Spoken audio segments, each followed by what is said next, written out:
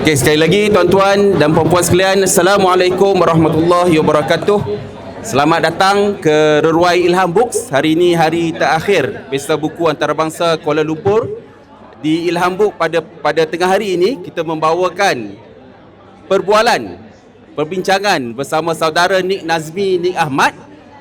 Tadi sebelum sesi tadi saya bertanyakan nak panggil apa sekarang? Boleh YB lagi ke ataupun saudara? Dinyatakan saudara lah sekarang. Tak boleh panggil YB lah. Saudara Nik Nazmi Nik Ahmad, mantan Ahli Parlimen Setiawangsa dan juga seperti mana diperkenalkan tadi oleh moderator sebelum ini, mantan pemimpin kanan sebuah parti politik yang sekarang adalah sebahagian daripada kerajaan. Mungkin sebagai permulaan, saudara Nik baru balik dari Johor semalam mungkin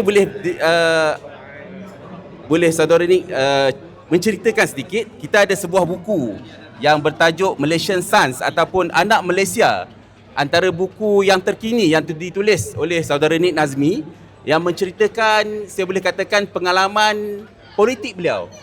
Cumanya tarikhnya sampai kepada tahun 2022 saya rasa, sebelum general election 2022. Mungkin sebagai permulaan, apa yang mendorong saudara Nik untuk menulis perjalanan politik saudara pada tahap inilah? Silakan saudara Nik. Okay, Assalamualaikum warahmatullahi wabarakatuh. Salam sejahtera. Terima kasih kepada semua yang hadir di Reruai Ilham Books sempena hari terakhir Pesta Buku Antarabangsa Kuala Lumpur. Dan saya mungkin boleh terus kepada kenapa saya buat ataupun tulis buku Anak Malaysia ini. Dan saya masih ingat Anak Malaysia ini merupakan satu autobiografi menukilkan tentang kehidupan saya. Dan waktu itu ramai juga yang pelik. Dia kata, kau ni dah nak pencen politik ke? Kan? Sebab waktu tu tak nampak lagi apa ura-ura nak letak jawatan ni. Jauh lagi. Belum jadi menteri lagi. Tetapi bagi saya, soal saya tulis buku ini sebab saya memang terlibat dalam politik daripada usia 19 tahun. Membantu gerakan reformasi, membantu PKR dan sebagainya, dan alhamdulillah berada di barisan hadapan ketika parti itu semakin meningkat maju. Dan saya takut kalau nak tunggu lama nak tulis buku ni mungkin banyak yang kita lupa kan. Jadi saya rasa saya tulis dulu, saya catatkan dulu, sebab kalau kita tahu Malaysia ni dokumentasi kita tentang sejarah sangat-sangat kurang, tentang politik khususnya. Banyak sejarah kita ditulis oleh mereka yang menang. Jadi saya kata tak apa, saya nak nukilkan ini, mungkin paling kurang pun sebagai satu rekod untuk saya dan keluarga dan sahabat. Dan kalau ada rezeki, ada umur panjang di masa hadapan, Tuhan bagi umur yang panjang, mungkin saya akan tulis lagi lah. Jadi itu sedikit sebanyak mengapa saya tulis. Dan saya memang seorang yang saya bermula dengan menulis. Lepas itu baru saya berkecimpung dalam aktivisme dan juga politik. Jadi bukan macam setengah-tengah orang, mungkin dia lebih petah berpidato dan sebagainya. Saya lebih orang kata apa, lebih seronok duduk menulis dan mencatat tulisan. Jadi itu latar belakang saya, dan sebab itulah saya nukilkan buku Malaysian Sun terbit sebelum pilihan raya, tetapi Anak Malaysia, terjemahan Malaysian Sun ini terbit sejurus lepas pilihan raya, tetapi memang hanya sehingga 2022 lah penceritaan dia. Terima kasih saudara Nik. Saya rasa bukan mungkin untuk menulis lagi, memang perlu menulis lagi. Sebab saya rasa saudara Nik sedang melakukan perkara yang kita katakan, kita do something yang worth writing ataupun write something worth reading. So saya rasa apa yang dilakukan ataupun yang saudara Nik usahakan sekarang sememangnya perlu ditulis. Cuba saya tertarik, saya sendiri kalau saya boleh ke belakang sikit, ada penceritaan tentang situasi semasa di Lembah Beringin, di London, tempat di mana saudara Nik belajar sebelum ni. Saya sempat bersama sedikit pada ketika itu dan kemudiannya menyaksikan dari jauh. Saya tak claim lah saya kenal, saya rapat dengan saudara Nik. Tapi kalau boleh tanya, apa perkara yang berubah sejak daripada saudara Nick menulis buku ini, apa perkara utama yang ditulis dalam buku ini dan sekarang ni mungkin tidak lagi ataupun apa yang telah berubah lah, saya katakan perkara utama yang boleh ubah, kalau boleh diceritakan sikit. Okey, saya ingat saudara Azwan pun ada waktu detik di mana saya bersama dengan Rafizi kita menganjurkan program untuk Nurul Izzah di London. Itu tahun 2002. Jauh tak nampak masa depan lah kan apa yang akan berlaku. Kecoh program tu bila saya ingat Pesuruhjaya Tinggi Malaysia di London pun mungkin atas tekanan pihak atasan kan cuba ambil tindakan dan sebagainya. Saya pun dapat amaran daripada PNB, penaja saya untuk tidak lagi terbabit daripada dalam politik, dan saya pun kena marah dengan mak saya. Saya rasa tapi kalau balik pada soalan tersebut daripada saya menulis buku itu 2022 tu kita dah melalui pertukaran kerajaan 2018 yang cukup bersejarah. Itu pertukaran kerajaan yang saya rasa sangat mengujakan ramai rakyat Malaysia ketika ia berlaku, kerana sebelum itu kita tak pernah terbayang bahawa akan ada parti lain yang boleh memerintah negara kita 60 tahun. Saya ingat pada waktu itu BN antara parti ataupun gabungan yang paling lama memerintah di dunia, di dalam negara yang ada demokrasi lah. Jadi bila kita lalui proses tersebut, kita pun teruja dan sebagainya, tetapi kita pun tahu bahawa banyak kekecewaan di kalangan khususnya penyokong Pakatan Harapan. Tetapi kita ada alasan, bukanlah ada alasan, tetapi sekurang-kurangnya bagi kami di dalam waktu itu dalam PKR, kita rasa Perdana Menteri dia Tun Mahathir. Jadi kita tuding jari kat dia lah. Dan kita merasakan bahawa mungkin dia pun tidak betul-betul cocok dengan agenda reform. Kita kerjasama dengan dia atas dasar keperluan untuk tukar kerajaan. Pada waktu itu Anwar Ibrahim di dalam penjara dan sebagainya. Jadi benda itu berlaku dan kita rasa tak sampai. Dan hasilnya kita tengok kerajaan pun tumbang dan sebagainya lah. Kita sebut tahu apa yang berlaku. Tetapi selepas itu, dah kita tengok daripada Sheraton, kemudian kerajaan negeri demi kerajaan negeri, orang sangat-sangat marah pada waktu itu. COVID melanda dan sebagainya. Sejurus selepas itu, selepas buku ini keluar, pilihan raya pun berlaku. Dan pada waktu itu, saya ingat expectation sangat rendah. Kita masuk Johor, ni nak masuk balik Johor. Kita masuk Johor, masuk Melaka, keputusan kita memang sangat mengecewakan.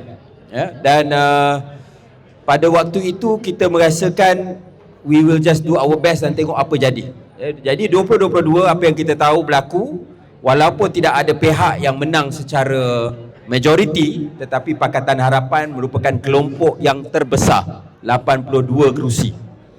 Dan hasilnya kita akhirnya dapat tengok kerajaan perpaduan dipimpin oleh Datuk Seri Anwar Ibrahim yang melalui liku yang sangat panjang untuk sampai menjadi Perdana Menteri, akhirnya jadi realiti. Dan itu bagi saya satu tentulah waktu detik itu juga sangat mengujakan. Dan kita juga tahu pada waktu itu kebetulan saya diberi amanah sebagai menteri. Kita tahu sekarang tidak ada lagi alasan ini bukan PM kita, sebab this is our PM. Dan kita mempunyai harapan yang besar untuk melihat agenda reform itu berlaku. Kita tahu wujud kekangan. Betul, ini bukan kerajaan PH. Ini kerajaan perpaduan. Ada UMNO, ada GPS, ada parti-parti yang lain. Tetapi kita merasakan bahawa tentulah ada prioriti-prioriti utama untuk kita laksanakan. Ada garis-garis merah yang tidak akan dilanggar oleh kerajaan madani ini. Tetapi saya rasa apa yang kita lihat berlaku khususnya dalam tempoh setahun kebelakangan ini, bagi saya pemilihan parti itu benda yang kecil. Kalau soal pemilihan parti tak apalah, saya dengan Rafizi nak bercuti ke nak buat apa, buka kedai makan apa, itu hal kami. Tetapi bila kita lihat garis-garis merah ini dilanggar dan rakyat biasa yang menyokong gerakan reform ini, mereka pun kecewa. Sebab saya punya mesej selalu mudah. Kalau kami dulu balik dari luar negara, saya ingat saudara Azwar pun tahu, kalau kat luar negara tu kita nak mewah, kita masuk kelab UMNO je. dapat barbecue mewah, silap air bulan dapat tiket balik Malaysia. Itu bagi student itu benda yang terbaik. Balik Malaysia kita ambil langkah KJ. Langkah KJ naik laju lah, bukanlah kahwin dengan anak Perdana Menteri, itu cerita lain. Tapi soalnya kita memilih jalan yang lain. Dan kita pilih jalan lain tu sebab ada kepercayaan kepada idealisme. Jadi bila kita sampai dan tengok kita mampu nak laksanakan sesuatu, ada yang kita buat, betul. Saya kata tak ada. Tapi banyak benda yang kita tidak buat. Dan itu bagi saya membuatkan, dan alasan ini UMNO tak nak, GPS tak nak. Pengalaman saya dalam kerajaan banyak kali itu tak betul. Kita sendiri yang tak nak buat. Jadi itu yang mengecewakan kita, dan looking back itulah mungkin yang explain apa yang saya dan saudara Rafizi buat dalam beberapa minggu terakhir ini. Terima kasih saudara Nick. Saya nak lanjutkan cerita tadi tentang garis merah, tentang soalannya gini saudara Nick.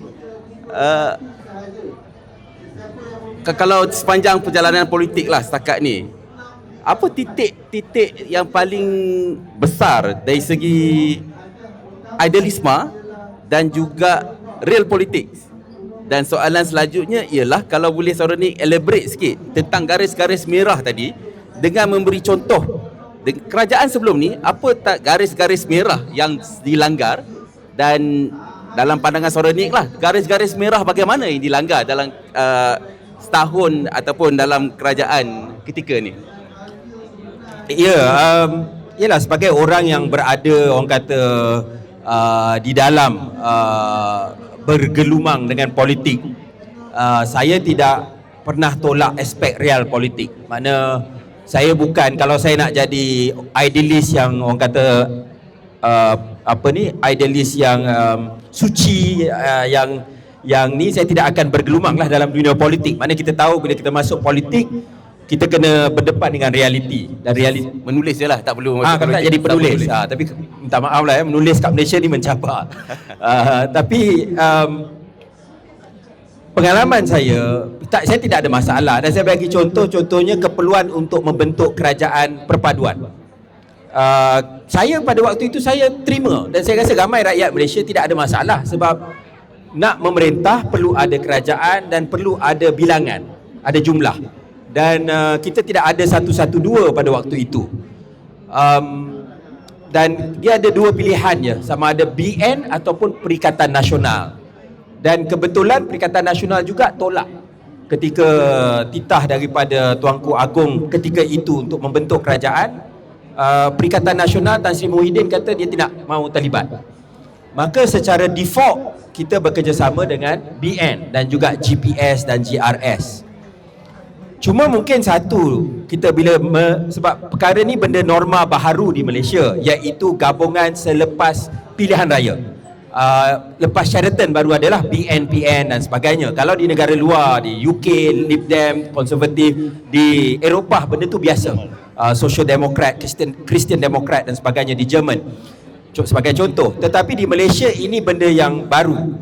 Saya fikir waktu kita bergabung, kita hanya ada satu dokumen yang mengikat parti-parti kerajaan perpaduan, tetapi dia sangat basic, sangat aspirational. Dia hanya menyentuh sebab ialah nak meredakan amarah di kalangan penyokong. Disebut makna parti-parti di dalam kerajaan perpaduan akan mendukung perlembagaan, kedudukan Raja-Raja Melayu, kedudukan istimewa Bumiputera, kepentingan kaum lain.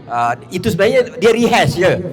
Logiknya selain daripada Parti Komunis Malaya, mungkin semua akan tik kotak-kotak tersebut. Tetapi kita tidak sampai, kalau di negara lain dia kadang berbulan-bulan nak bentuk kerajaan, semata-mata dia nak tahu apa yang kita nak laksanakan. Sepatutnya kita ambil manifesto BN. Manifesto BN pun agak progresif dalam pilihan raya yang lepas. Manifesto PH, manifesto GPS dan sebagainya, kita letak apa yang boleh kita buat dan apa yang tidak boleh dibuat. Dan kemudian kita kongsi dengan orang ramai, sebab ini orang kata apa, kahwin campur kan, maka dia kena ada kompromi lah. Jadi ABC, tapi kita jelas dengan rakyat. Tapi kita tidak buat perkara tersebut, sebab waktu tu yang lebih penting ialah kau dapat 5 menteri, aku dapat 6 menteri. Kau dapat portfolio penting, aku dapat portfolio lebih penting. Itu yang diutamakan. kedua, dia pengalaman kita tengok di banyak negara yang ada kerajaan berpakat selepas pilihan raya ni, dia akan ada parti yang untung dan akan ada parti yang rugi daripada segi persepsi.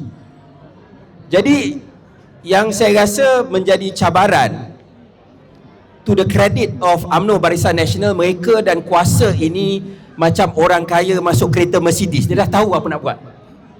Orang PH ni macam orang yang biasa naik motor kapcai, tiba-tiba dapat kunci Mercedes.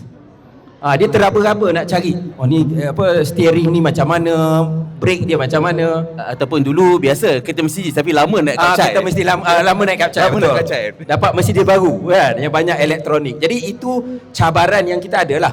So saya rasa itu yang menjadi cabaran kepada PH khususnya. Dan yang antara garis-garis merah kalau boleh saya sebut, kita tengok sebagai contoh ialah soal kehakiman. Jadi itu sebab itu saya ingat, dan itu sangat bersejarah. Pembangkang ada 74 ahli parlimen, tetapi 10 ahli parlimen PKR yang dikata budak nakal ke samurai apa saya tak tahulah, kami dapat direct impact kepada keputusan kerajaan. Walaupun tak sempurna, tetapi sekurang-kurangnya keterujaan kerajaan nak buat tentang pelantikan ketua hakim dan sebagainya terjejas sedikit sebanyak.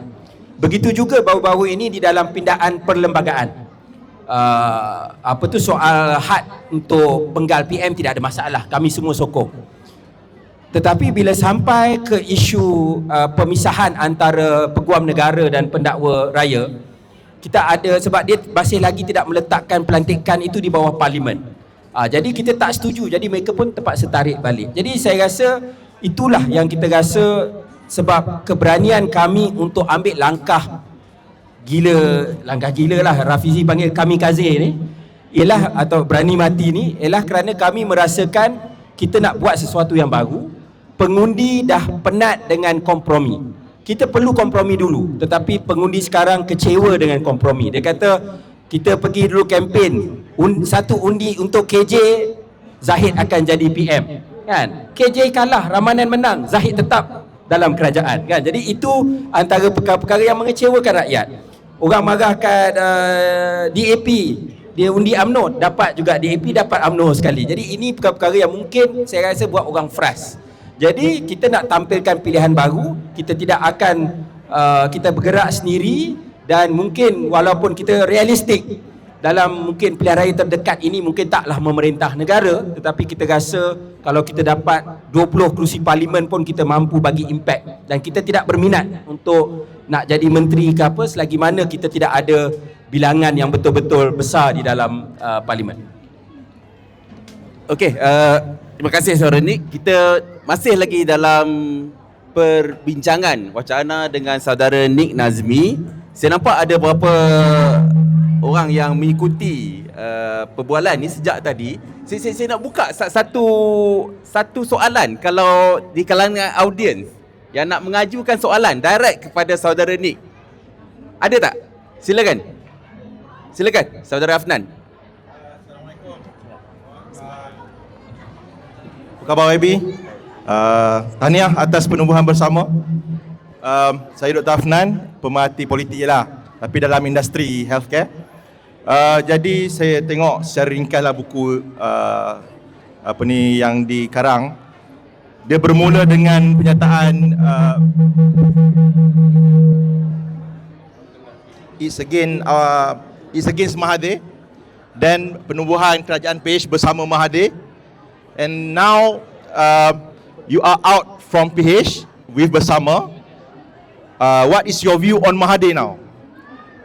Sebab saya nampak Malaysia punya sistem politik sekarang dalam convergence.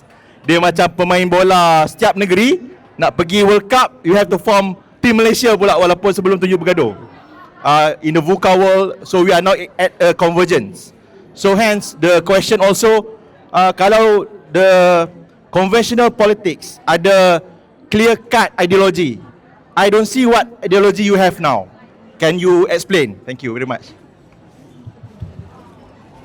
Okay, terima kasih. dia saya rasa apa nama ni, kita sentiasa kena berlaku objektif. Dan saya pun sebenarnya kalau tengok balik tulisan saya pernah pergi ke program zaman Pak Lah PM.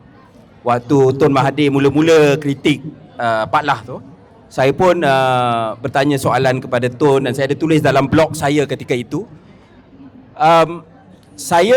Bagi saya kalau penilaian saya pasal Dr. Mahathir, dan ni pun buku pasal ayah saya penjawat awam kanan pada zaman Dr. Mahathir. Sumbangannya banyak kepada negara. Saya rasa dari segi hubungan antarabangsa, dari segi wawasannya. Pada waktu itu saya rasa negara kita ada satu feel good factor. Dan walaupun misalnya ramai masyarakat Tionghoa dan sebagainya ataupun minoriti agak khawatir ketika Dr. Mahathir menjadi PM sebab image dia sebagai ultra Malay, kan, buku dia Dilema Melayu dan sebagainya. Tetapi pada zaman pertumbuhan ekonomi pesat dan pada waktu itu ada juga peranan Tun Daim dan Anwar Ibrahim sendiri, kita merasakan waktu itu rakyat lebih positif. Tak banyak soal ekstrim kaum dan sebagainya sebab waktu itu semua orang rasa ada tempat untuk mereka. Mereka boleh hidup dengan selesa. Berbeza dengan sekarang, orang rasa susah nak dapat kehidupan lebih baik daripada mak ayah mereka.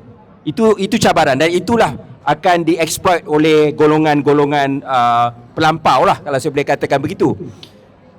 Tetapi kita juga tak boleh nafikan pemerintahan beliau sangat-sangat kuku besi. Saya ingat itu tak boleh dinafikan. Bagaimana dia tangani pengkritik, operasi lalang, kita ada tragedi Memali, kita ada banyak lagi pada zaman reformasi sudah tentu. Dan saya rasa kenapa Tun Mahathir hanya bertahan 22 bulan bukan 22 tahun. Yalah, dari segi umur tu agak sukar nak 22 tahun pada Tun Mahathir 2.0. Tetapi satu lagi adalah teknologi sudah berubah. Zaman operasi lalang tu dia tutup newspaper dah cukup. Tetapi zaman sekarang susah untuk buat perkara yang sama sebab kita dah embedded di dalam teknologi yang ada. Jadi itu penilaian saya lah. Tetapi akhirnya kalau nak melihat secara menyeluruh, orang pernah cop saya ni orang paling kuat Anwar, orang paling kuat Tan Sri Khalid, arwah Tan Sri Khalid, orang paling kuat Azmin, orang kuat Rafizi dan sebagainya. Tapi saya tidak lihat kepada individu. Saya lihat pada nilai. Saya tetap saya tidak beralih daripada parti pelbagai kaum kepada parti bersifat kaum macam Azmin misalnya. Ataupun Azmin terbaliklah daripada UMNO, PKR kepada Bersatu. Jadi saya masih lagi in the same ideologi.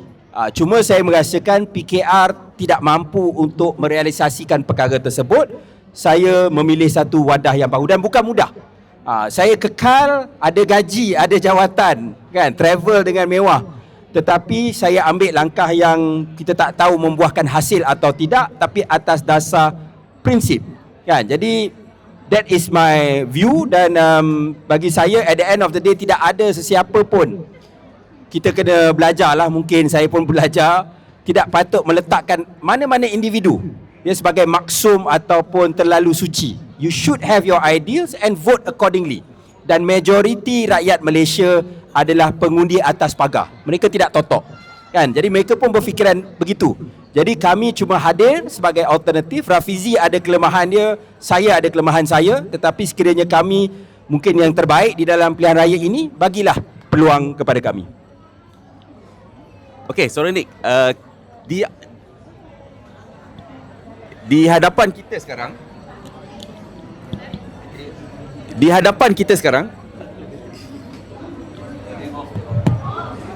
okey, cerita tentang pengundi tadi kan, kita semua sedar pengundi Malaysia makin lama makin muda lah, terutamanya selepas undi 18. Saudara Nick pernah muda tahun 82, tak salah ya, lahir tahun 82. Sama lah, saya pangkal 8 juga walaupun 80. Di hadapan kita sekarang ni pelbagai lapisan dan saya rasa yang paling muda yang boleh mengundi, mereka lahir di sekitar 2007, 2008 mungkin. Golongan muda sekarang ni, Saudara Nick, daripada pengalaman sebelum ni, adakah mereka makin skeptical, dan apa politicians seperti Saronik sebenarnya adakah menyumbang kepada this skepticism? Apa pandangan Saronik tentang golongan muda dan politik pada sekarang ni? Saya rasa betul, memang anak muda khususnya dia tidak ada brand loyalty. Dia pelik lah, agak janggal bagi saya kalau waktu zaman PKR tu. Kalau dulu-dulu zaman saya mula-mula menang 2008, kita akan menang saluran pengundi-pengundi muda. Mana waktu tu 21 sampai 30 atau 40. Kemudian pilihan raya terbaru kami menang di Setiawangsa tu, banyak undi orang tua-tua ataupun bawah sikit, mungkin sekitar 40 sampai 60 tahun punya gap. Sebab apa? Itu orang yang ingat reformasi. Mana generasi saya lah. Generasi saya pun kalau yang jenis hure-hure dia tak ingat reformasi. Yang sebab kami masih lagi at the hujung-hujung kan. Tetapi isu dia ialah parti politik ni, itulah dia punya founding myth, dia punya origin story ni kadang-kadang dia jadi satu obsesi yang tidak relevan dengan pengundi. Saya masih ingat bila saya berdebat dengan bapa saya pasal dasar ekonomi baru 13 Mei. 13 Mei itu bagi saya abstrak, sangat-sangat abstrak, sebab kita buka buku kita tengok benda tu pun burden by all tak this burden by that. Kita tengok black and white kan. So UMNO bercakap tentang merdeka, tentang 13 Mei, keadilan bercakap tentang reformasi, dan mana benda tu bersih pun. Bagi budak-budak yang sekarang lahir 2008, bersih tu pun abstrak. Dia macam kalau zaman saya, generasi saya tengok Itali menang Piala Dunia lah kot 1982. Sekarang tak layak lah. Sekarang tak layak lah. Jadi isu dia ialah benda ni semua di dalam imajinasi yang tidak ada bagi anak-anak. So isu dia kita kena boleh relevan, tidak ada. Perikatan Nasional berjaya menggamit penyokong-penyokong muda dalam pilihan yang lepas. Dia pengaruh, kalau tengok pengaruh Tok Guru Haji Adi, pengaruh Muhyiddin di dalam TikTok tidak besar, tetapi mereka menggunakan influencer. Jadi saya tak tahulah apa strategi ni dan sebagainya. Saya tahu Rafizi dan saya tidak akan buat apa yang Syed Saddiq buat. Kalau buat pun mungkin orang lagi kurang sokong, kan? Dia kena ada kita punya karakter lah. Jadi tapi kita kena cari jalan to be where the young people are, satu. Tetapi it has to go beyond gimmick. Sebab anak muda pun nak tengok substance. Anak muda sekarang rasa sangat tertekan daripada ekonomi. Itu benda yang real. Ya, mereka soal kerja, soal gaji, nak beli rumah. Itu benda-benda yang mereka rasa sangat-sangat isu-isu yang betul-betul serius bagi mereka. Mereka tengok AI dan mereka terfikir macam mana kerja mereka nanti. Jadi inilah saya rasa benda-benda yang kita kena ada, dan cuma kena cara communicate tu kena kreatif lah. Itu saya rasa kita kena belajar bagaimana nak meraihkan dalam, tapi kita tak boleh lari daripada diri kita. So contohnya saya boleh bercakap pasal bola sebab saya memang minat bola. Kalau cakap pasal badminton, saya memang akan nampak poyo sebab saya tak tahu badminton misalnya. Tetapi you kena relate balik kepada isu-isu pokok yang dihadapi oleh anak muda, dan tak payah dah nak jual kan, pasal bukan betul. PKR dia ada reformasi dia, itu sejarah. Saya tak nafikan UMNO dia dengan kita dalam PWTC dengan merdeka dan sebagainya, itu sejarah penting. Tetapi kena bercakap bagaimana itu semua relevan untuk anak muda. Kalau kita berteriak reformasi tapi ada kuasa tak buat reformasi, anak muda akan tertanya what's next, how are you different. Jadi saya rasa itulah, dan memang bukan mudah sebab anak muda ni saya rasa yang paling susah. Mungkin yang terbaik, sebab itulah bersama kita nak cari calon-calon dalam pilihan raya Johor, Negeri Sembilan dan umum yang akan datang ni, lebih ramai anak muda. Bukan hanya yang orang kata golongan merajuk PKR ke apa, tak. Kita nak cari fresh faces juga, sebab itu yang betul-betul relevan, yang dapat bercakap bahasa anak muda. Okey. Kalau boleh lanjutkan sikit lagi dengan memahami pola pengundi, kita tahu anak muda ni, apa tawaran yang berbeza yang kalau boleh kita katakanlah sekarang parti baru saudara Nick, apa yang berbeza dan menyentuh tentang garis merah tadi kan? Adakah pengundi sebenarnya memang melihat perkara sebegini, ataupun di mana antara real politik dengan situasi semasa yang disebutkan saudara Nick tadi? di mana sebenarnya pengundi-pengundi ni akan memerhatikan? Dia saya rasa sebenarnya pengundi banyak. Okeylah, mungkin ramai kita rasa pengundi ni sangat pragmatik. Yang dia fikir mungkin orang siapa boleh bagi duit banyak, bagi cuti banyak, dia suka. Tetapi sebenarnya pengundi-pengundi lebih sophisticated dari itu. Termasuk banyak orang selalu dia suka melekehkan pengundi Melayu. Tak betul. Pengundi Melayu sangat sophisticated, mereka ada nilai mereka. Saya cakap sebab apa Selepas 2018 Barisan Nasional banyak kehilangan undi Melayu. Sebab banyak pengundi Melayu tak boleh terima isu rasuah. Mereka tolak. Brand Barisan Nasional sangat kuat di kalangan undi Melayu, hancur. Tetapi kalau kita tengok sebahagian 2018, tetapi lebih-lebih lagi 2022, sebahagian besar pengundi ini tidak pergi kepada PH, mereka pergi kepada Perikatan Nasional. Kan, sebab tu PN pun tahu dan dia berkempen di atas bersih dan stabil. Bersih dan stabil sekarang dia pun tak stabil juga lah. Bersih dan stabil. Sebab banyak juga pengundi Melayu secara jujur ada reservation tentang DAP, tetapi juga tentang Anwar Ibrahim. Mereka merasakan Anwar Ibrahim ni akan janji semua kepada semua. Kan? Jadi itu menjejaskan credibility PH. Patutnya kita fikir orang yang tak nak rasuah, nak reform akan undi PH. Tetapi baggage yang dibawa oleh DAP itu menjejaskan, dan sebab itu mereka bukan semua macam totok nak kat PAS ke apa. Mereka bukan bulat-bulat, mungkin mereka sedikit konservatif tapi tidaklah ultra konservatif, tetapi mereka lebih selesa dengan Perikatan Nasional. Dan bersatu juga ada premium di situ. Jadi PAS pun tak boleh ambil mudah. Bila bersatu dah reset dan sebagainya ni, dia akan ada impact kepada PAS juga. Jadi anyway, balik pada tu saya merasakan bahawa pengundi put a premium to that. Dan sebab itu pendekatan yang kami bersama bawa, go through our manifesto, ialah kita pun belajar daripada kesilapan lama, dari kami pun terbabit buat manifesto yang lama untuk PH dan sebagainya. Kita bukan hanya populis, tetapi kita lihat daripada segi structural apa yang perlu dibuat. Bukan kita nak maintain harga minyak untuk bagi rakyat semua happy, tetapi kita tahu itu not sustainable. Kita ambil pendekatan-pendekatan yang lebih structural untuk selesaikan beberapa isu pokok supaya kita dapat buat perubahan yang besar. Tak mudah sebab kita bukan orang lagi suka Santa Claus kan, tetapi orang juga tengok orang yang janji Santa Claus ni tak jadi Santa Claus pun kan, dan kita dah tak mampu. Okey, kita nak bagi 7 bilion ni untuk subsidi minyak, kesan dia kita dok potong untuk universiti, kita potong untuk hospital dan sebagainya. So there are real impacts, dan saya yakin pengundi akan appreciate pemimpin yang dapat berlaku jujur dengan mereka tentang dilema yang ada di depan kita. Baik, saya rasa pada ketika ni saya nak buka satu lagi persoalan daripada audiens yang makin ramai sekarang. Silakan. Saudara Nik Nazmi, saya nak tanya tentang satu perkara yang Saudara Nik Nazmi selalu advocate, iaitu tentang how DBKL manage dia punya budget.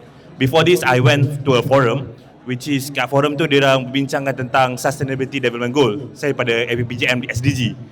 Jadi dekat situ saya dapat tahu yang bajet untuk PBT DBKL hampir sama dengan negeri Selangor.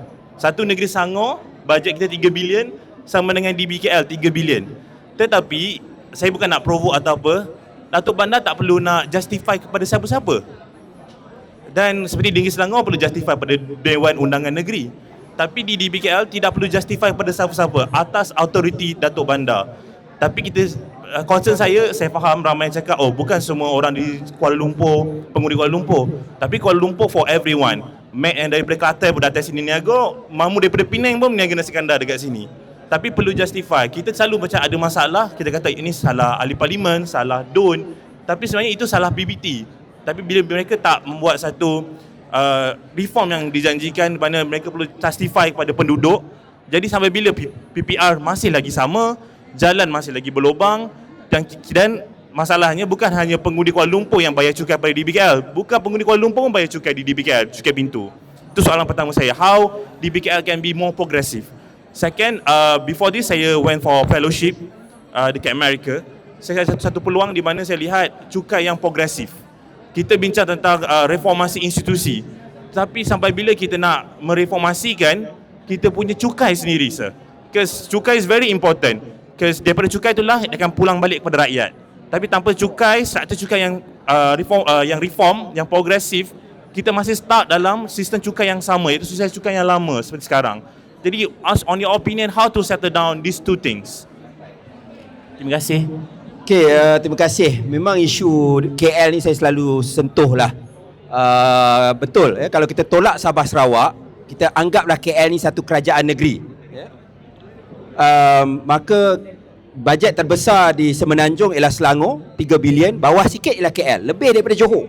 Johor ni pun kita rasa antara negeri yang kaya, tetapi KL lebih besar pada Johor. Dan betul lah, itu masalah dia. Bajet KL ini diluluskan, dia ada sesi libat urus. Tapi libat urus, fahamlah, pergi hadir, tick the box, dengar input. Sama ada input kita tu mengubah apa-apa daripada draft yang dah ada, wallahu alam. Akhirnya Datuk Bandar lulus, dia kena bawa ke Menteri Wilayah. Sekarang mujurlah Menteri Wilayah ni wakil segambut. Sebelum ni pernah wakil rakyat Kelantan, wakil rakyat Putrajaya, okeylah, Tengku Adnan. Tapah pada. Tapak Timbalan Tapah. Banyaklah ya. Dan kita pernah Shah Alam, Khalid Samad. So sebab itu antara isu yang saya selalu bangkitkan ialah kita perlu ada proses yang lebih demokratik. Saya tak nak sentuh negeri lain, tapi saya tahu KL ini, orang di KL, orang di Putrajaya dan Labuan hanya ada satu undi, berbeza dengan di Selangor dan semua negeri lain. Jadi sekurang-kurangnya tak apalah, negeri lain Labuan dan Putrajaya saya rasa tak apa, itu nombor 2, tetapi KL ni capital kan, dan KL, ekonomi KL sebenarnya belakang Singapura. It is the richest part of Malaysia per capita income. Dia dah pun, kalau KL ni satu negara, dia dah high income. Malaysia belum high income, Kuala Lumpur dah. Tetapi kita juga tahu, saya sangat frustrated. Saya dulu dekat Selangor pun tak sempurna, tetapi KL ni, ya Allah, jalan dia, ada terowong, saya kena buat sidang media. Saya tak suka jadi wakil rakyat yang tunjuk-tunjuk longkang ni. Tetapi saya fahamlah kenapa ada wakil rakyat kena buat macam tu. Sebab di KL saya tulis surat 2 tahun tak jadi apa. Saya tunjuk buat press conference dekat flyover dekat Wangsa Maju yang tak siap. Petang tu baru di BKL kata, kita akan siapkan tahun depan. Kan, jadi this is satu isu yang sangat frust. Orang datang pada kami, orang kata, YB saya undi kamu. Kan, tetapi di BKL tidak ada mandate daripada rakyat. Jadi saya rasa itu perlu dilihat. Dan bila orang duk war-warkan, tapi nanti Melayu dan sebagainya, Kuala Lumpur sekarang Melayu dah hampir 50%. Jadi tak perlu takut tentang soal tersebut. Dan kita boleh letak garis-garis jelas apa kuasa KL ni, bukan segala-galanya, tetapi basic isu sampah, isu jalan, pengurusan bajet tu boleh selesai di KL. Jadi bagi saya itu yang reform yang perlu dibuatlah. Kedua, tentang percukaian, saya setuju, dan salah satunya juga melibatkan negeri. Orang selalu duk bercakap tentang otonomi ataupun Sabah Sarawak MA63. Tetapi kita juga kena sedar, kerajaan-kerajaan negeri di Semenanjung ni kuasa dia dan revenue dia sangat sikit. Sebab itulah saya faham, walaupun saya tidak menyokong bila MB Kelantan kadang-kadang dia rasa benda paling mudah ialah potong pokok. Sebab Kelantan tidak ada industri, tidak ada komersial yang besar, nak kutip cukai atau hasil hanya dengan guna hasil bumi lah. Jadi kita ada sekarang EFT dan sebagainya, tetapi tidak cukup. Sekurang-kurangnya, kalau malah Selangor pun, kenapa dia banyak buat development yang mencakar langit? Sebab Selangor juga nak duit. Walaupun Selangor duit lebih banyak, tetapi dengan memberi lebih development yang tak masuk akal, hasil kerajaan negeri laut lebih tinggi. Tetapi kalau kita ada some form of local income tax, mungkin 1 or 2%, kan? Makna itu sekurang-kurangnya ada yang masuk direct pada state, barulah state boleh uruskan dengan lebih baik, kan? Macam negeri Perlis, kadang-kadang Kelantan nak bayar gaji penjawat awam tak cukup, kan? Itu perlu kita atasi. Dan kedua ialah, betul, sistem percukaian kita, saya rasa ini mungkin tak popular lah. Mungkin ini akan membuatkan parti bersama jadi miskin.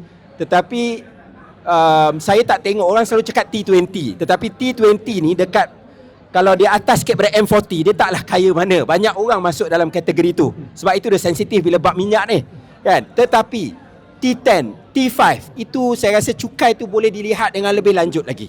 The super rich, kita boleh sentuh dan boleh cukaikan dengan lebih supaya hasil kerajaan lebih banyak. Ya. Boleh?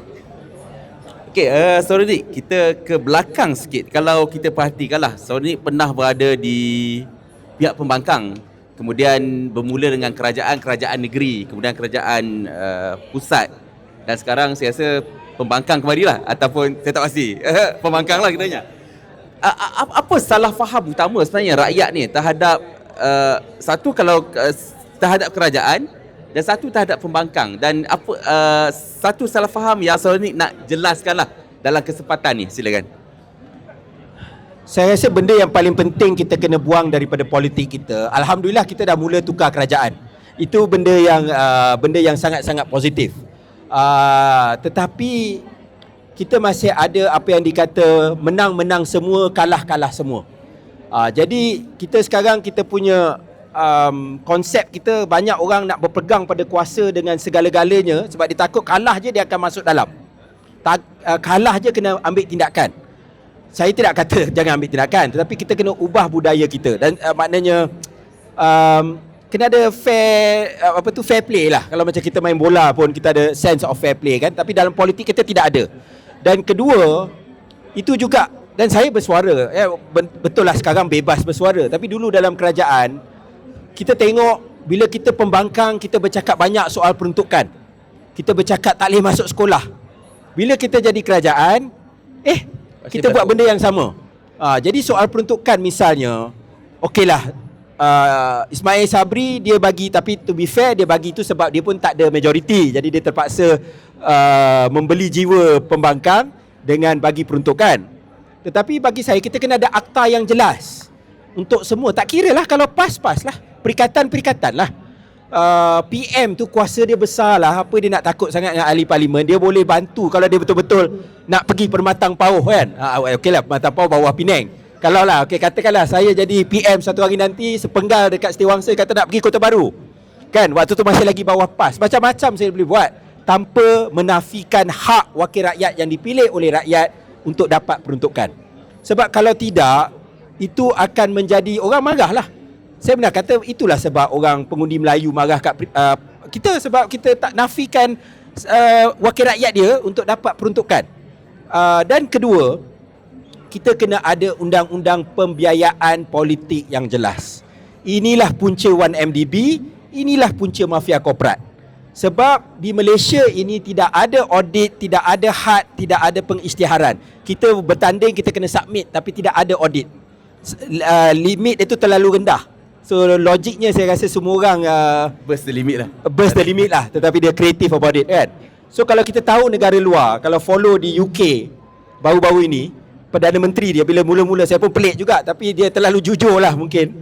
Perdana Menteri dia rasa mungkin kena beli spek baru, baju baru, dia kena declare bila ada penyumbang yang bagi kan, dan lepas tu kena jadi bahan lah kan. Orang kata dia ambil duit daripada tokey, tapi 2-3 ribu pound je. Kalau kat Malaysia benda tu tak adalah, orang bagi satu bag je kan, tetapi di sana dia declare. So we have to change that. Okay, you disokong oleh syarikat A yang bagi, tapi kena ada had, dia tak boleh unlimited. Kalau tak jadi macam Amerika, you kena bagi up to a certain limit, you declare. Dan normally korporat-korporat ni in reality dia akan bagi semua, sebab dia nak ada insurans. Kau menang ke kau kalah ke, aku ada juga kaki aku kat dalam. Tak apalah, you declare je lah. Tetapi sekurang-kurangnya kalau tiba-tiba syarikat ni dapat highway, dia tak layak, dan tengok-tengok dia penyumbang terbesar kepada parti kita, maka rakyat akan menghukum kita. So I think we have to change that. Tapi semua parti macam bila memerintah dia takut, tapi bila pembangkang pun kita takut juga. Kita takut penyumbang-penyumbang kita kena ambil tindakan. But I think we just have to be fair. Ada kerajaan yang kata I will be fair to everyone, kita declare. Dan tak adalah isu mafia korporat lah, isu 1MDB dan sebagainya. Kita boleh bersaing atas padang yang sama rata. Politik perlukan wang, tetapi ia perlu secara telus supaya mengelakkan salah guna kuasa dan rasuah. Pernah bermula pembiayaan, kalau tak silap saya, Ideas last time pernah mengutarakan isu ni. Betul. Any traction ataupun ada, tapi sangkut macam tu lah, bincang dan bincang. Dulu Datuk Seri Najib ironically nak buat, tetapi pembangkang waktu tu takut lah. Dia kata kalau kita isytihar, kita waktu tu pun sangat ni. Sebab tu saya kata dia kena dilihat secara menyeluruh bahawa budaya politik itu kena ubah, dan kita kena fair pada semua lah. but no more lah, cukup isu-isu kita hanya dibiayai oleh 2-3 tauke. Sebab itulah kena bagi kontrak, nak buat IC kena bagi pada orang tertentu, nak buat bawa pekerja asing kena bagi pada syarikat tertentu, benda-benda yang tak perlu pun, sebab kita kena bayar balik duit yang kita dah dapat daripada pembiaya kita. Okay, terima kasih YB.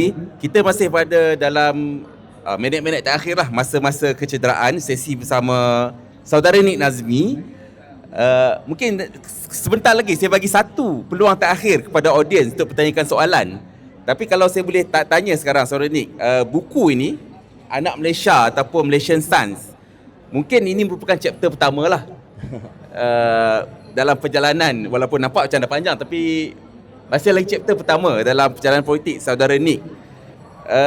Mungkin boleh bayangkan sikit bagaimana chapter seterusnya dalam perjalanan politik saudara Nik selepas inilah, beyond parti bersama ataupun kalau boleh dibayangkan kepada audiens bagaimana chapter seterusnya selepas dia. Macam dalam bola sepak jugalah, benda paling susah kat dunia ni nak meramal masa depan kan, bukan kuasa manusia. Tetapi saya rasa of course kita tak tahu masa depan kita, tetapi bagi saya alhamdulillah, saya dalam berkecimpung dalam dunia politik, sebenarnya saya sangat-sangat bertuah, berpeluang untuk berkhidmat secara langsung. Kalau saya baca dulu, tak payah PAS ke, Parti Rakyat ke, DAP ke, banyak pimpinan mereka, pimpinan kanan, kadang-kadang 4-5 pilihan raya pun tak dapat kerusi yang boleh menang lagi. Saya ingat Khalid Samad berapa negeri dia pergi kan nak dapat first menang kat Shah Alam. Jadi Kelantan, Johor dan sebagainya. Jadi saya beruntunglah bertanding tempat yang orang tak jangka menang dan menang. Pemilihan parti je dia kurang bernasib baik lah. So dari segi itu saya dah alhamdulillah dah sampai jadi menteri, dapat menjawat menteri dan sebagainya, amanah yang besar. Yang saya rasa paling penting ialah bukan hanya soal kitaran kuasa tu. Kitaran kuasa, alhamdulillah Malaysia kita dah dapat tukar kerajaan. Kan? Sekurang-kurangnya ni kita lagi maju daripada Singapura lah. Kan? Tetapi kita juga nak tengok reform ataupun perubahan itu. Jadi bagi saya pilih jalan bersama ini dalam, memang orang kata dia macam start up. Kita nak buat satu syarikat yang tidak ada jaminan masa depan. Ini bukan buat cetak IC ke bawa pekerja asing. Itu memang syarikat yang dapat kontrak confirm laku lah. Ini kita kena berusaha dan berserah. Tetapi hasratnya ialah supaya kita dapat disrupt. Macam juga contohnya dulu Meta, dulu Microsoft dan Apple dan sebagainya nak disrupt budaya dan sistem politik negara kita, membawa sesuatu pembaharuan. Sama ada Rafizi jadi Perdana Menteri ke, saya jadi Perdana Menteri ke apa ke, itu saya rasa hal nombor 2 kan. Sebab saya pun tahu kerja tu sebenarnya tak syok pun, penat kan. Kalau Rafizi dah tak ada rambut macam sekarang, belum jadi Perdana Menteri, bayangkan kalau dia jadi Perdana Menteri. Tetapi kalau kita dapat ubah, saya ingat itu yang rakyat nak tengok. Biarlah sesiapa pun lepas ni, parti mana pun yang datang yang memerintah, tetapi sistem itu dah berubah. Kita ada pendanaan politik yang adil. You bertanding, you jadi wakil rakyat, walaupun pembangkang you dapat pendanaan daripada kerajaan. You you dilayan sama adil kan. Jadi itu yang tidak ada lagi menang-menang semua, kalah-kalah semua. Itu saya rasa benda yang paling penting yang saya nak lakukan. Sebab alhamdulillah dari segi tukar kerajaan itu kita dah lakukan. Tetapi kita juga tahu itu tidak cukup untuk betul-betul ada satu reform yang berkekalan untuk lihat anak-anak kita ada masa depan yang lebih baik. Baik. Soalan terakhir daripada audiens. Jika dapat, silakan. Hello, nama saya Adibah. So I have a question. Actually, I don't know whether this is relevant, but being a lecturer and also being a mother and now a grandmother, there's one issue that I find that each government that takes over doesn't think about childcare. So lots of my students, some of them are very smart. However, when they get married, they don't have a proper childcare and they don't work. So you find that intelligent people are not able to actually give to the society because of this problem. Who's going to take care of our children? So is there any way that Bersama can somehow, nobody seems to look about the issue on childcare, on the maids coming in. Most of them are coming in from Indonesia, and a lot of issues. How do you go about helping them so that women You know, women can actually give back to the society. At this point of time, I do know many of my students, they even have MBA, even doctors, they don't work because they find that how they're not happy, are not they're concerned about what's going to happen to their kids. I'm so sorry, my BM is not so strong, so I have to speak in English. Yeah. So is there any way that Bersama can help to come up with crèches or something like in UK, for example? Is there any way? Nobody is actually dealing with this. Your mates, right? Pembantu rumah. Jadi so many of them are illegal. It's not safe. So parents, most of them, they just quit because just in case something happens and they said it's not worth it. So that's my question. Maybe it's not so political in that sense, but I find that each government doesn't handle that at all. They seem to put it under the carpet, but it's very important. Okey, sebenarnya isu tu ada dalam antara agenda 12 agenda bersama. Memang betul soal penjagaan anak dan juga pendidikan awal kanak-kanak. Itu juga yang kalau kita tengok kan yang kerajaan pernah umum, saya pun tak tahu dia boleh buat ke tidak. Idea Rafizi dalam kita bincang rancangan Malaysia ke-13 untuk mewajibkan pendidikan awal. Dan dia berkaitan lah childcare dan pendidikan awal. Sebab kalau di Malaysia sekarang ikut undang-undang ni model lama, pendidikan wajib bermula darjah 1 wajib tu umur 7 tahun. Di negara-negara maju 5-6 tahun dia dah masuk sekolah. So kita target, kita nak selesaikan wajibkan pendidikan awal dan kemudian mungkin lepas 5 tahun sistem tu dah set up. Sebab sekarang pendidikan awal pun kita ada prasekolah KPM tetapi limited. Kerajaan juga ada kemas, ada juga perpaduan, jadi dia fragmented. Jadi idea dia sepatutnya ini bawah KPM semua. Itu satu. Dan dan dia tak payah. Kalau tak sekarang anak-anak kena pergi private yang sangat mahal, ataupun kalau orang susah dia tak hantar langsung. Dan bila masuk darjah 1 dia akan dah ketinggalan awal-awal, dan that is the best intervention di peringkat awal tu. Tetapi bila kita cadangkan perkara tersebut, saya rasa kerajaan atau PM waktu tu teruja sangat nak declare. Dia kata kita dalam tahun depan akan buat darjah 1 mula 6 tahun. Dia kena buat dengan compulsory early education dulu, baru 5-6 tahun kemudian baru boleh buat. Tapi memang ini antara dilema besar. Wanita dah 60-70% kat universiti, tetapi bila mereka keluar, mereka bekerja, dia ada dua implikasi. Banyaknya wanita bila dah berkeluarga, dia akan tangguh untuk dapat anak. Dan kita sekarang dah masalah, dah jadi negara menua.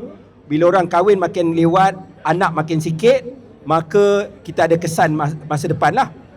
Tetapi they have no choice because of the situation. Tapi bila dia dapat anak, mungkin dia kena bekerja, berhenti. Tapi kadang-kadang mungkin gaji dia lebih tinggi daripada suami. Kadang-kadang suami pula yang ambil keputusan berhenti. These are real issues out there. Tapi it's very bad for society. Maksudnya kita dah separuh daripada masyarakat kita keluar daripada alam pekerjaan. Jadi government kena intervene. Dan early childcare ini antara saya rasa benda yang paling besar yang kita boleh buat. Dapat menggembling juga peluang pekerjaan. Kita tarik orang untuk jaga, dan dia build a good foundation for our educational system. Dan pada masa yang sama kita akan dapat lebih banyak penglibatan wanita dan mungkin sebahagian yang house husband tu dapat masuk kembali ke alam pekerjaan, and that will be positive. So I agree this is a very very big issue. Saya ingat sekarang yang boleh jadi ada mampu pembantu rumah ni pun dah T, tak tahu T apa dah kan. Kalau dulu benda tu sangat lazim, tapi sekarang di Malaysia realitinya dah menjadi sangat-sangat mahal dan tak realistik lagi. Jadi government has to step in, dan impact dia sebenarnya sangat besar. Saya setuju. Okay, sorry Azmi, kita berada di penghujung sesi. Mungkin dalam ayat yang ringkas lah, apa yang saudara Nick nak audience, sama ada audience yang lalu lalang, yang baru mendengar, yang mendengar daripada awal tadi, apa satu takeaway daripada sesi ni, mungkin daripada buku dan beyond buku lah, daripada perbincangan kita sepanjang hampir sejam, merangkumi segala, ada yang general, ada yang spesifik sedikit tentang percukaian, childcare dan sebagainya. Apa satu perkara yang nak saudara Nick mohon audience bawa balik lah pada sesi ni? Okay, mula-mula saya kena promote buku dulu lah kan. Nanti marah tuan kedai. Kalau tengok dua buku ni, iaitu satu buku yang saya tulis tentang ayah saya, Nik Ahmad Nik Hassan, dan kemudian buku saya lah. Saya cuba ceritakan bagaimana saya sebagai ayah saya ni daripada keluarga ustaz, di keluarga Tok Guru di Kelantan, di Kota Baru yang sangat tradisional, mengaji pondok. Ayah saya pun patut pergi belajar Timur Tengah, tapi tak cukup wang, accidentally dia masuk sekolah pendidikan Inggeris, jadi penjawat awam dan sebagainya, berpindah ke PJ. Saya lahir di PJ, sekolah menengah, sekolah rendah di LaSalle, sekolah mubalih Kristian, bercampur pelajar Melayu, Cina, India. Kemudian pergi ke asrama, College Melayu, semua Melayu, pergi ke UK dan sebagainya. Dia membina satu perspektif dalam saya bahawa kita kena menggarap kekuatan kita sebagai anak Malaysia. Kita selalu melihat perbezaan kita sebagai satu masalah. Kemalangan jalan raya, ya betul, tragedi, saya tak nafikan. Dan memang betul kan, sebenarnya kita tengok selama ni pun, sekarang kita tengok benda ni sebab berlaku kat TikTok. Tapi sebelum ni pun, saya kadang-kadang bawa kereta dengan orang, tiba ada accident, ada dia akan lintas kata, ni orang A lah yang, kaum A lah yang accident. Tengok-tengok salah kan. Tapi we like to stereotype. Kan? Dan sebenarnya kita stereotype, kaum yang lain pun stereotype juga. Tapi sampai bila? Dan itu sebenarnya benda yang tak sihat. Banyak lagi. Kita nak cari orang Melayu jahat, ada orang Melayu jahat. Orang Melayu baik, ada orang Melayu baik. Orang Cina jahat, ada baik-baik. Itu semua bagi saya lumrah kehidupan. Tetapi kita kena keluar dari kepompong itu. Kita banyak berperang dalam perang-perang budaya yang kita warisi dari zaman penjajah dan awal merdeka sampai ke hari ini. Kita perlu keluar sebab sebenarnya anak-anak kita berdepan realiti yang lebih dahsyat, yang bukan soal kaum, tapi soal lebih ramai orang tua, lebih ramai tidak ada peluang pendidikan yang baik. Kalau you ada duit, you dapat pendidikan yang terbaik. You tak ada duit, you tak dapat pendidikan yang baik. That has to stop. Kan? Jadi kita kena cuba cari solusi tersebut. Sebab itu saya buat kerja gila untuk melepaskan segala-galanya. Ramai orang pun pelik sebab dah lama dah, saya daripada 2008 saya YB kan. Adalah tiba-tiba saya nak dia tak tahu nak panggil apa, dia panggil datuk. Ada panggil haji. Alhamdulillah, doa banyak, insya-Allah jadi haji. Belum lagi insya-Allah. Jadi haji, yang lain tu tak penting. Tapi yang bagi saya, kita lepaskan segala-galanya sebab kita nak lakukan sesuatu yang baru kan. So that is my hope. Itu mungkin sedikit sumbangan kami. Apa jua hasilnya mungkin bukan soal jawatan atau kuasa, tetapi soal mengubah paradigma dan sistem yang ada, insya-Allah. Okey, terima kasih saudara Nik. Kita berikan tepukan kepada saudara Nik Nazmi atas perkongsian yang jujur dan saya rasa terbuka. Dan saya rasa satu perkara yang dapat kita sama-sama boleh ambil daripada sesi ini ialah politik tu kadang-kala, dan kalau ikut saudara ni, ialah hasratnya ialah bukan saja tentang kemenangan dan kuasa, tapi ialah tentang ke mana kita nak bawa Malaysia sebagai satu negara yang kita sama-sama bernaung di bawahnya, untuk kita bawa bersama-sama lah ke arah mana. Dan mungkin jawapannya tak terkandung dalam sesi sejam tadi ataupun dalam buku ini, tapi terkandung dalam apakah tindakan kita, setiap seorang daripada kita selepas ini. Dengan itu saya ucapkan terima kasih sekali lagi kepada saudara Nik. Terima kasih Ilham Books yang memberikan peluang pada wacana ini. Saya akhiri dengan wabillahi taufiq wal hidayah. Assalamualaikum warahmatullahi wabarakatuh.